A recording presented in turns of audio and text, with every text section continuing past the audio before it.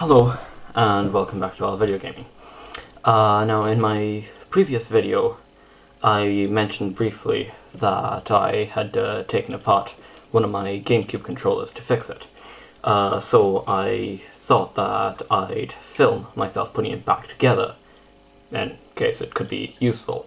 Talk about what the controller is like inside, and so on and so forth. So, here goes. Okay. Never underestimate the importance of a tea break. Okay. This is the latest of several takes because I, like an idiot, have had my head either in front of the camera or have had all the controller parts out of frame when I'm trying to put it together. But fortunately I have to take it apart again because the R button still doesn't want to work properly, which is one of the reasons why I took the controller apart. Now, I took the controller apart because the C-stick was getting stuck in this position, but since I haven't been able to recreate this like this, I presume that is to do with the shell. Maybe it's getting stuck somewhere.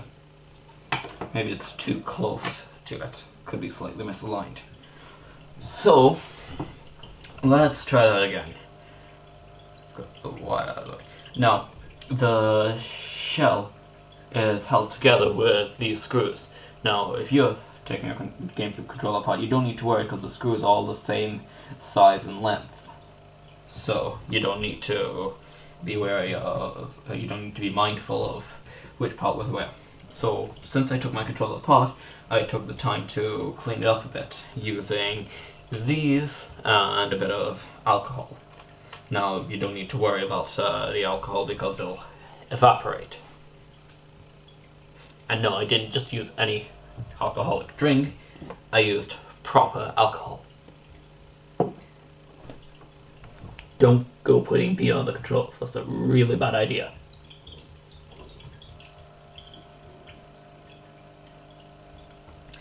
Okay, so I've got all the physical buttons arranged here, and the butts sandwiched in between them and the actual inputs here arranged.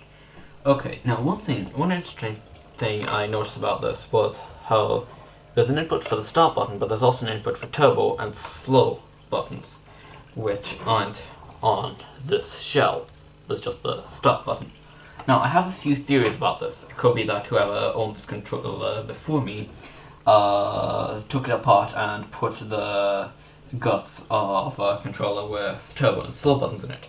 But more likely is that Nintendo was making both these regular controllers and ones with turbo and slow buttons. But to cut costs, they both had the same interior, rather than making two different interiors. This is the most likely solution. Also, this D-pad, I think, I'm not certain, so don't quote me on this, but I think that the GameCube controller and the Game Boy Advance both use the same D-pad. This would make sense since, again, it saves money. So, let's try and put this back together.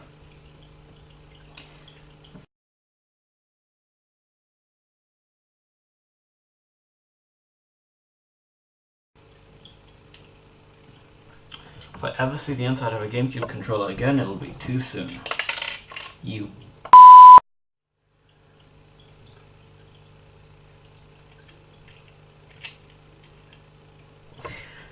Okay. So, let's get this done. So, I have been unsuccessful so far in stopping the C-stick from getting stuck.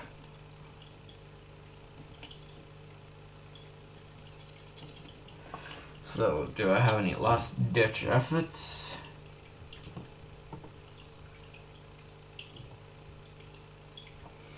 Yeah. I am going to clean as thoroughly as I can. Okay, so let's try putting this back together again.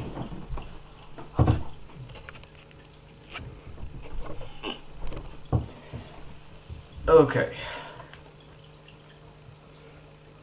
I'm going to lower this here.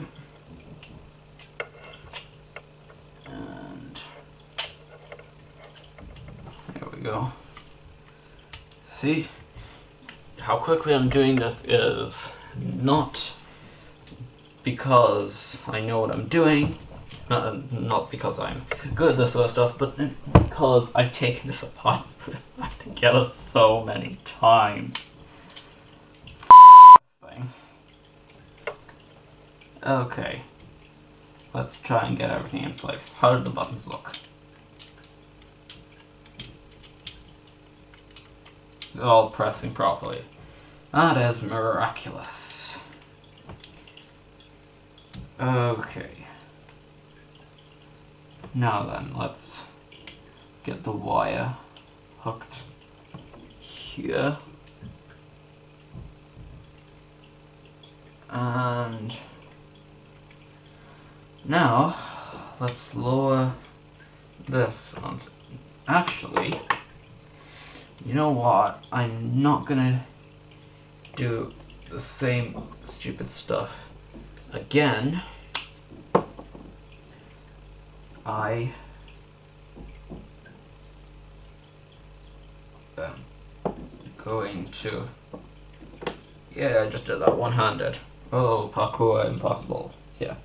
I am going to clean up the contacts for the L and R buttons and hope that they actually work. Okay, what the hell is up with these? The hell are these to begin with? Oh my god, I think I might have found the source of the problem.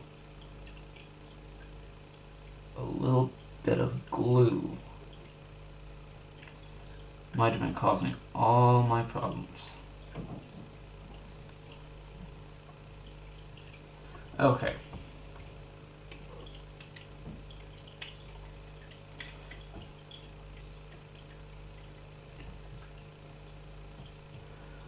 Let's try this. Here goes nothing.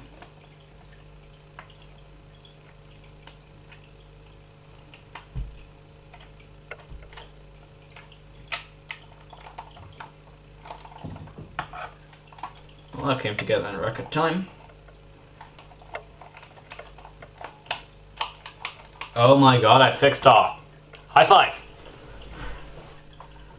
Okay. So, now if you screwed something back together, remember, don't put all the screws on one side first. Do it diagonally. So first this one here, then this one here, then this one here, then this one here, and then you can do these two. Because if you screw it all on one side first, it can mean that the other side becomes misaligned. So, I'm going to use this, which is magnetic, which is extremely useful. Well, here goes. L. R. Good.